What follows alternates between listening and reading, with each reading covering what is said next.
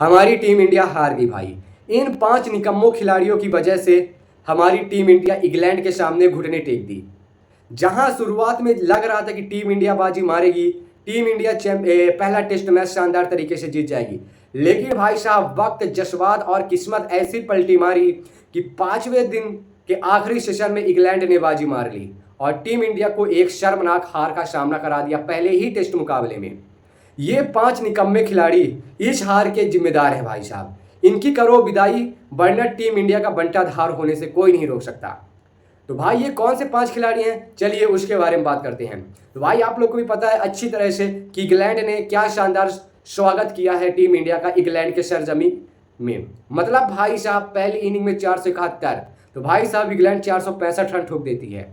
दूसरी इनिंग में इंडिया भाई साहब 371, तो भाई साहब दूसरी इनिंग में इंग्लैंड 373 रन ठोक कर और 5 विकेट से इंग्लैंड इंडिया को पहला टेस्ट मुकाबला हार देती है। सबसे पहला नाम आता है भाई साहब कोच गौतम गंभीर। भाई साहब जब से ये इंडिया टीम के कोच बने हैं, व्हाइट बॉल में तो भाई साहब ये गर्दा उड़ा रहे हैं, लेकिन रेड बॉल में भाई साहब इनका गर्दा उड़ रहा है। मतलब कि ये भाई साहब 9 टेस्ट सीरीज खेल चुके हैं, 9 टेस्ट मुकाबले खेले हैं, जिसमें भाई साहब गौतम गंभीर के नेतृत्व में 7 बार हमारी टीम इंडिया हार चुकी है। एक बार तो भाई साहब भगवान की पूजा करते करते, गिरते पड़ते, बड़े मुश्किल से बांग्लादेश के खिलाफ एक टेस्ट हम लोगों ने जीता और देन दूसरा टेस्ट मैच भैया ड्रा हो जाता है। तो भाई साहब जब से गौतम गंभीर कोच बने हैं, हमारी टीम इंडिया का बंटाधार हो रहा है। 9 टेस्ट मुकाबले खेले गए, जिसमें भाई साहब 7 हार का सामना करना पड़ा। कैसी टीम बना रहे हो, कैसा नेतृत्व कर रहे हो गौतम गंभीर, कुछ तो तरस खाओ हमारी टीम इंडिया के ऊपर। देन अब दूसरे नाम की अगर बात कर लिया जाए तो मोहम्मद सिराज है।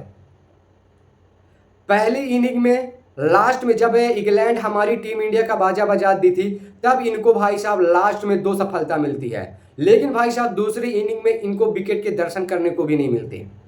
मतलब ये गेंदबाज ने सारी हदें पार कर दी थी। जहां इनसे उम्मीद थी कि ये हमें विकेट ला के देंगे दूसरी इनिंग में, वहां पर भाई साहब इन्होंने कह दिया तुम गलत सोच रहे हो, मैं विकेट विकेट कुछ नहीं लेता हूं, मुझे सिर्फ रन बनवाने से मतलब है। तो दूसरा नाम मोहम्मद सिराज। देन तीसरा नाम सुन के तो भाई आपके होश उड़ जाएंगे। तीसरा नाम है भाई साहब एशिया का सर्वश्रेष्ठ ऑलराउंडर कहा जाने वाला रविंद्र जडेजा, जो अपनी बल्लेबाजी और गेंदबाजी से बड़े खिलाड़ी को डरा के रख देता है। लेकिन इंग्लैंड के द्वारे में भाई साहब इनका ना बल्ला चल रहा, ना ही इनके गेंद से विकेट आ रही है। अगर बल्लेबाजी की बात कर लिया जाए तो भाई रविंद्र जडेजा पहली इनिंग में 11 रन और दूसरी इनिंग में भाई साहब 1 या 2 रन बनाकर आउट हो जाते हैं। और भाई साहब विकेट की बात करें तो पहली इनिंग में 0 विकेट इनको मिलती है और दूसरी इनिंग में कैसे भी करके भगवान को पूजे, उनका नाम स्मरण करके भाई साहब इनको मैच 1 विकेट मिलती है। जबकि बहुत देर हो चुकी थी, टीम इंग्लैंड ने इंडिया का बाजा बजा दिया, तब जाके इनको 1 विकेट मिलती है। तो रविंद्र जडेजा भाई कहाँ गई आपकी फॉर्म? अगर आपसे अब नहीं खेला जाता तो भाई आप भी रोहित और विराट के जैसे टीम से भाई संन्यास ले लो, हाथ जोड़ के अनुरोध है। देन चौथे नाम आता है भाई साहब करुण नायर। नाम बड़े और दर्शन छोटे, इनको तो भाई साहब विराट कोहली की भूमिका दी जाती है, विराट कोहली के नाम से जाने जाते हैं। अगर भाई इनको ऐसे कह दो तो भाई 300 रन अकेले मार लेते हैं, लेकिन इंग्लैंड द्वारे में भाई इनकी हवा टाइट हो गई है।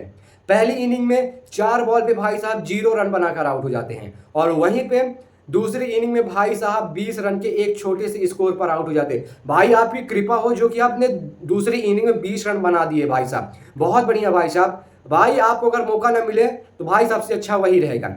देन 5वां और आखिरी निकम्मा खिलाड़ी का नाम है शार्दुल ठाकुर। ये भी भाई साहब टीम इंडिया में एक ऑलराउंडर की भूमिका निभाने आए हैं। बल्लेबाजी में भाई साहब इन्होंने सारी हदें पार कर दी है। दोनों इनिंग में इन्होंने भाई साहब 5 का भी आंकड़ा पार नहीं किया। और विकेट की बात कर ले तो पहली इनिंग में तो भाई साहब इनको बॉलिंग ही करने का मौका नहीं मिला, पता नहीं शुभमन गिल क्या सोचकर इनको गेंदबाजी नहीं दिए। देन दूसरी इनिंग में इनको गेंदबाजी करने का मिला तो भाई साहब इंग्लैंड तब तक इनका बाजा बजा चुकी थी। दूसरी इनिंग में इनको महज 2 विकेट मिलता है। तो अब आप बता दो भाई साहब इनमें से सबसे ज्यादा गलती कौन से खिलाड़ी की है? और आई होप आपको हमारा वीडियो अच्छा लगा हो, जरूर लाइक एंड सब्सक्राइब भी कर दीजिएगा। तो भाई साहब अब कुछ कमाल कुछ धमाल कर दो और हमें जरूर कमेंट बॉक्स में अपनी राय दीजिएगा कि टीम इंडिया की दूसरे टेस्ट में क्या रहने वाली है प्लेइंग 11।